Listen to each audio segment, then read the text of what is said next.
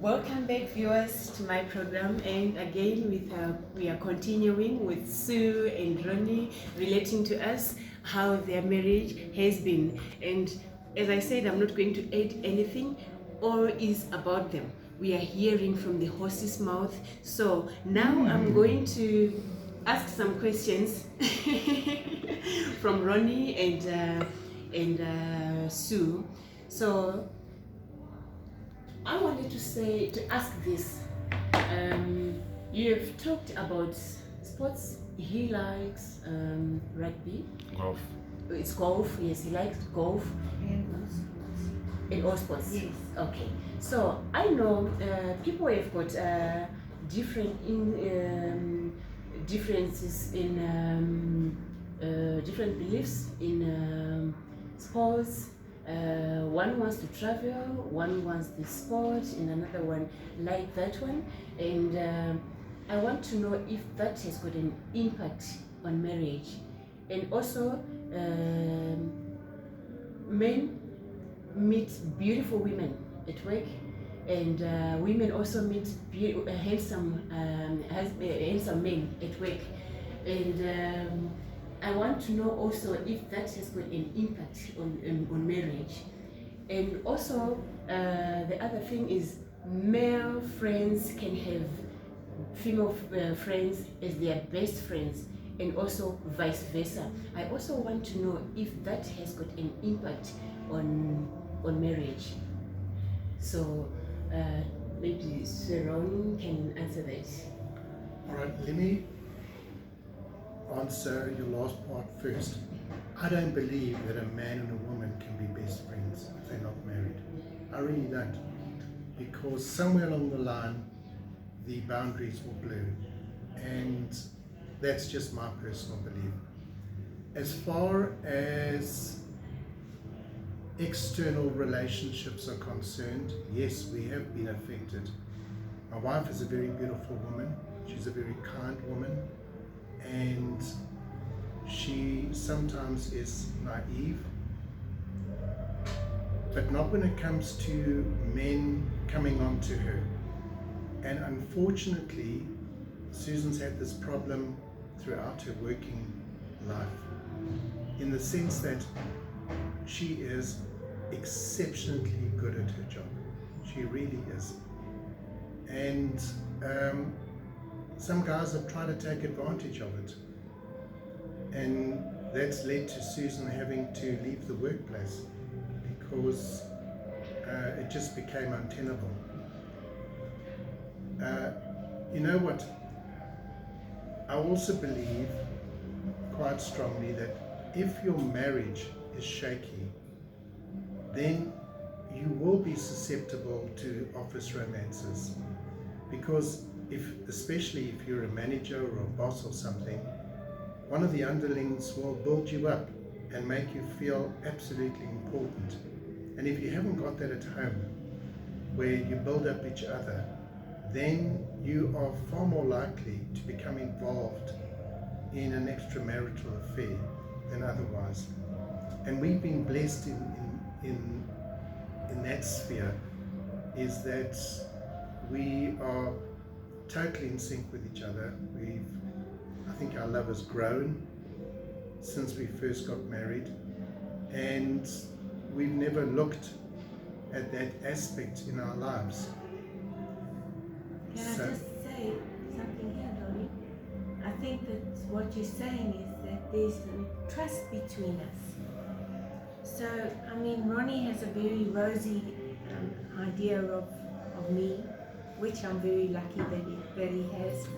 But he has never said to me, you can't meet with this businessman or that businessman, or anybody, in fact, that I've ever wanted to meet with. He's never stood in my way. He's never asked me questions. He's never made me feel that I've met with that person and I shouldn't like them that much, or I have to have a particular opinion about them. He's always given me not given it to me, I've always felt that I'm free to meet with whoever I want to meet and whoever I need to meet, in work, if I've had a friend for a long time and he happens to be a guy and he comes from another town and he comes to say hello, fabulous, I'll meet with him and I'll share everything with Ronnie. We have nothing to hide from each other because we trust each other so completely. You know, that's how I feel. I've never asked Ronnie not to meet with women, and he does in his business and in his work. And what I've also found is that when Ronnie meets and likes somebody, I usually like them too. Wonderful. You know, that's how it is. Wonderful, I like that. I like that. I don't know what the rest of the questions were. Okay. I'm happy with what Sue has just said. Like, let's say Ronnie meets somebody that he likes or anything. She also likes that person. I'm happy. I'm happy with that. It's something that I'm like, oh wow, I'm learning a lot today. And the other thing is, help us with how couples can manage their financial groceries, and you pay the fees, and the other one say I'll be paying rent and so forth. How can financial problems be managed? I think Ronnie's got to answer that question again because Ronnie handles all the financial stuff. It's very easy for us because Susan's the artist. Susan handles all the design. She makes all the small decisions.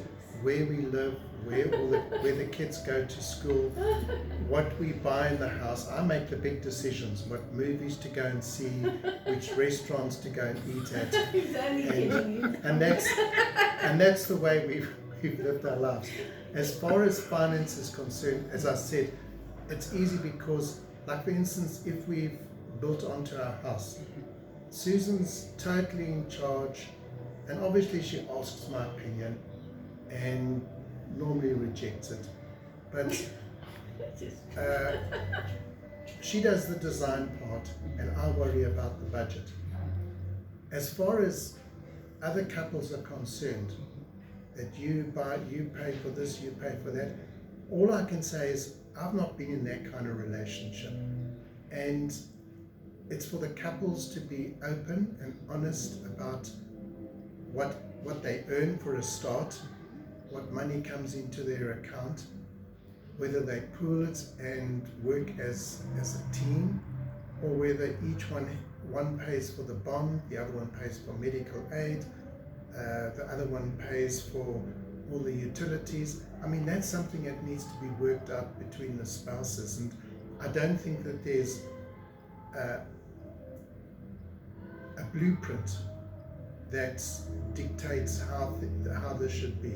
It's what makes the spouses comfortable. But I also think it's about trust. Again, we're talking about trust. Ronnie has done many things that have made me feel very secure. He put the house in my name.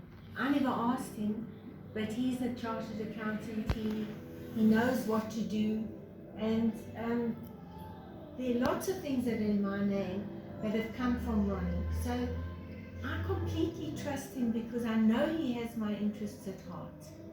I think that comes because I was always scared, still am, that I'll pass away before Susan, and I want her to be as financially secure as possible. And that's why most of the assets that we've got belong to Susan. So we've never said this is my money, this is your money, but he would never. But I have my own accounts, and if I feel that something's not right or I'm worried I'm not going to manage it that month, then I talk to Ronnie and he helps me. We work together, even though he makes all the decisions when it comes to finance. But I would always explain to Susan what I'm doing, and normally I work on three options. We can go A, which is the one situation. The direct opposite is C, and then a compromise B in the middle. So that's the way I've always worked financial decisions. And also to say that you have helped our children with, whenever they've needed help financially, Ronnie's been there. And he's still, even though our kids are grown up and married, we've got wonderful son-in-laws, we really love our son-in-laws very much, and our daughter-in-law. And if there's anything that they need to help them when it comes to finance, Ronnie's there for them. So there's interaction with his children on the work that they are doing financially, because that's what he does and that's what he's good at, but also because he's the kind of person who will do absolutely anything for his kids and will be there for them to guide them, because they trust him and love him and they want his guidance all the time.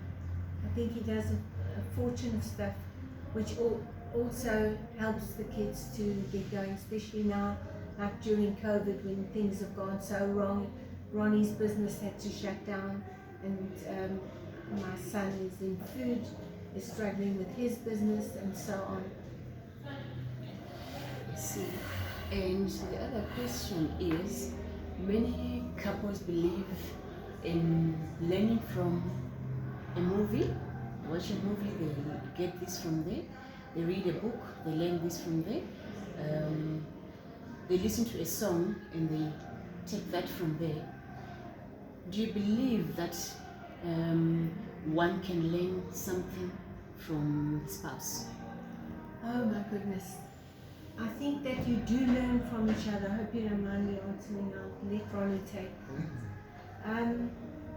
You learn from each other all the time, and you never stop learning, and you never stop making mistakes. And you, of course, if you are open to it, you can learn from something that happens in a movie, or just from talking to other people, from your friends. You know, there are lessons to learn in life all the time. You never know it all. And sometimes when you see a movie or hear another conversation, you actually identify, and you'll say, that's exactly what we've done, or what we would do, or what we wouldn't do. So it works two ways. But I think if you're talking about learning, we're learning from our grandchildren, especially the technical, all these technical innovations. And I mean, we had to buy new cell phones after this robbery, and our grandson was saying, what are you going to buy? So we said, oh, I think we've got our phones, we know how it works, and we'll get the same ones again. He says, no, you've got to get the Samsung CX5 3215. And I said, what the hell's that? No, it's got a built-in camera and it's got wide lens, and etc., etc. So you learn from everyone. But you have to be open. You have to be open to learning. And every day there's another something that Ronnie and I have to learn. And when he speaks about the grandchildren, I realize now that those games that they play, which I'm really not interested in, I now have to get interested in, because my grandchild who lives in London is phoning me and asking me to play games with her. So if I'm open to it, and I get my other grandchild to teach me how to do this program, I'll be able to talk to my grandchild in London and interact with her and play with her, and that's much better than saying, what did you do today, you know? Okay. What methods can be used to reach an equitable solution to a disagreement? Just talk it through. You both put your... I've always found that if it's something really serious, I take Susan out for a meal, because you can always, you're far more agreeable on a full stomach than an empty stomach, and you just talk it through, and you have some quiet time away from the kids, and you know, you just try and discuss it and try and come to an amicable solution. And you know, as Susan said, if your minds are open, then there is a solution that lies somewhere. So I think on that score we've done pretty well. We're not perfect, but I think we've done pretty well on that score. I think that what Ronnie says here is so true. Nobody is perfect. We do not expect perfection of each other. I think he's perfect for me. He's absolutely perfect for me. But he's perfect because we accept each other's failings or differences. I always say if Susan was perfect, she would have married better. But we've had some really times where we've seriously been divided over an issue. And there was one time where Ronnie was asked to sign for somebody's resignation. I'm not going to mention who. And Ronnie came to me and said, "You must sign this because this person has to resign." And I said, "No, I can't sign this. I like this person. He's supported me in so many ways. He's been to almost every art exhibition I've ever had, and I'm not signing it." And I knew that not signing it was a very big thing for Ronnie. He really wanted me to do it, but I stuck to my guns, and he didn't force me or try to force me or say that I was this or that because I didn't do it. So he signed and I didn't, and that's how it was.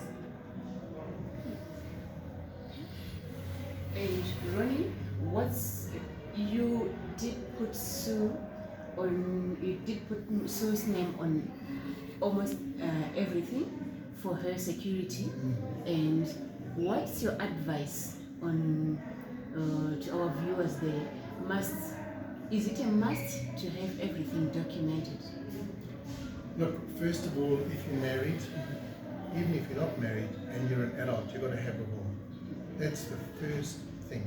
Because if you haven't got a will and you die, the problems that ensue to try and sort out your estate are enormous.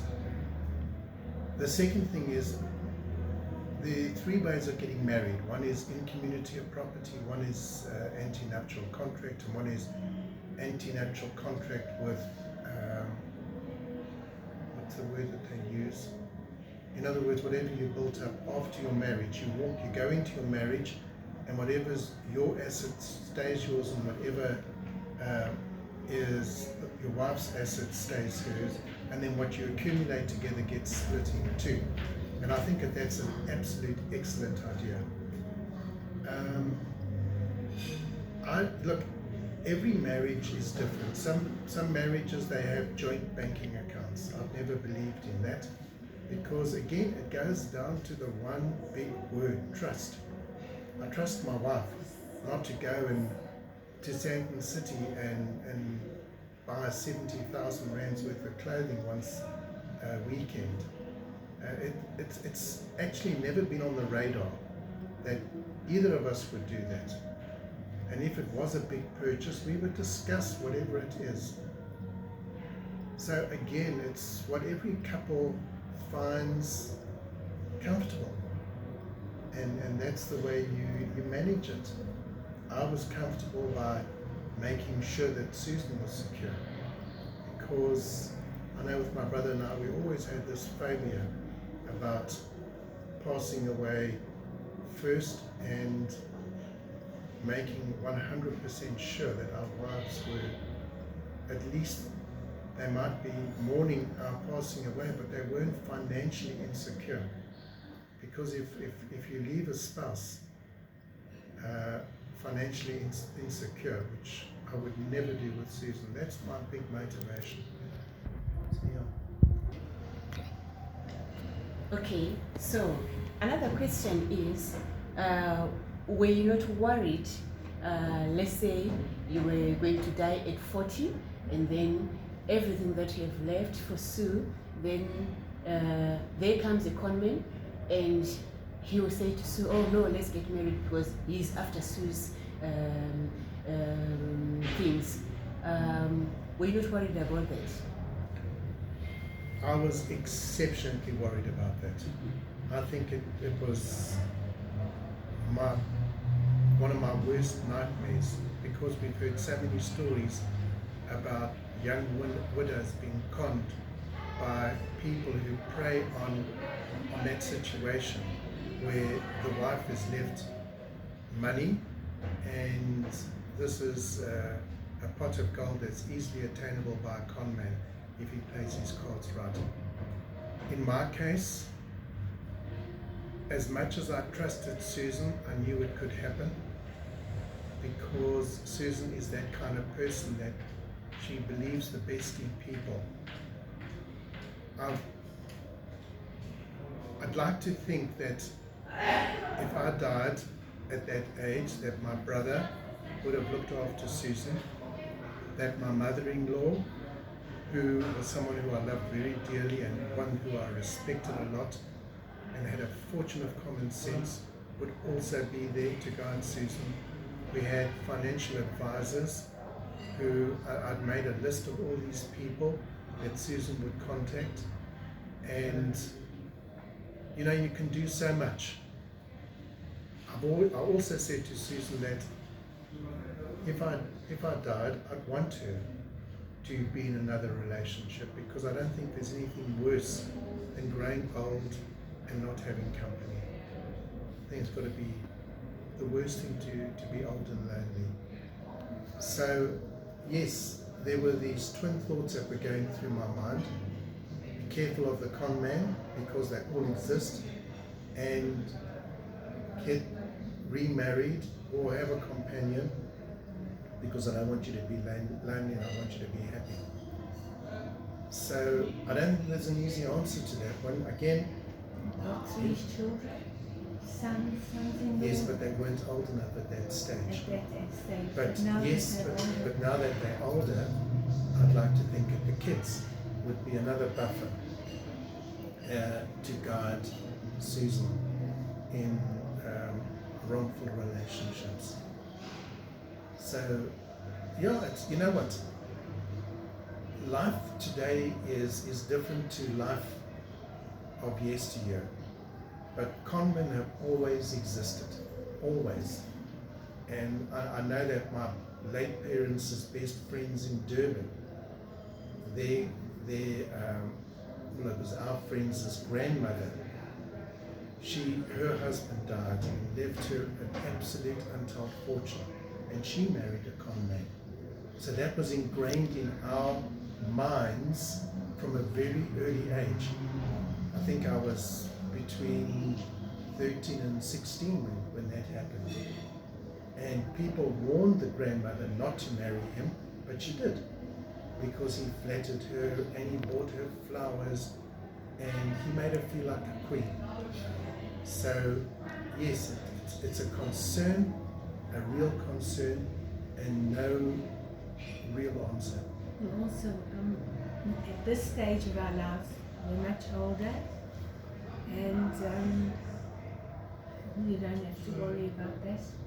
And my biggest worry is that going forward, when you have such a beautiful marriage, there's just so much, we're so blessed, and there's so much to be grateful for, and I don't see a future in my life without Well, I think it Ronnie. works two ways. I think So we it want works in two ways, and we want to see our grandchildren grow up. That's what we'd like to do. and we're just very loving and supportive of each other, and I think that's what makes life special, because all the other things that happen to us, we will cope with. You know, we just want our children, we want what every grandparents want. We want our children to be healthy and happy and safe, and our grandchildren and our friends and the people that we love around us. And those are the most important concerns. The other stuff can all be sorted. There's a very important aspect of our lives we haven't touched on, and that's religion. And religion plays a very big part in our role. In our life, should I say.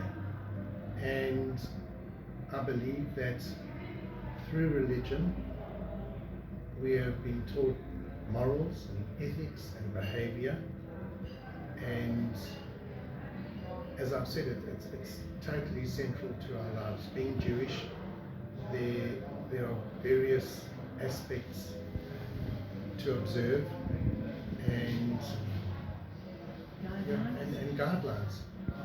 So it's not a matter of do as I say, not as I do. It's a matter of actually doing. So we try and live simple lives. Where material things are not central to your being. You need money to pay for a medical aid or to pay for a holiday to see your kids in London. But it cannot be the dominant motivating factor in your life. And if you know how to use money and you control money rather than money controlling you, then I think that is part of very central to what we are. And we're very in sync on that score. Very in sync. Thank you so much, Ronnie and Sue, for your time. Thank you so much for fitting me in your schedule. And viewers, Bevan and I, also my husband Bevan and I, marking our 18 years of marriage today. I'm very happy and Congratulations. thank you so much. Thank you so much. So amazing. Thank you. I'm just thinking that by the time I reach 50 Jubilee, I will be as young as Sue. Look at her, and she looks mwah. Viewers, thank you so much. In another segment, thank you.